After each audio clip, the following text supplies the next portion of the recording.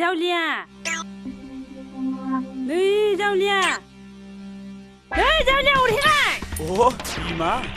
एसेबां गिदिर फिसानि बिफा जानानै बे गोसो आरो मेगनखौ दासिमबो सामलायनो हायाखै लाजिनाय मोनासै बियो सेंग्रा गोरलै बायदि मोनबावदों बिमा नों बेफोरखौ मा बखिलाबायदोंब्रा बखिनायल' नङा नोंनि बे गोसो आरो मेगना सानफा एफा सोलायलांनो हमगासिनो दङ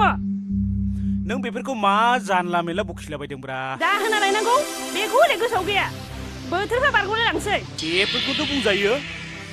मा खालि रुवाथिजोंल' माबा माबि सानलाबाय थायो रुवाथि सासे लानो हाया खालि सन्देह नोंनि बेफोरबायदि रावखौ खोनासंनो आंहा सम गैया दा होनाया हले दिनैनो मोनफैथारनांगौ दे नोंलाय बेफोरखौलाय माथो खरस जाबायदोंब्रा नै थांसै आं दानो थांसै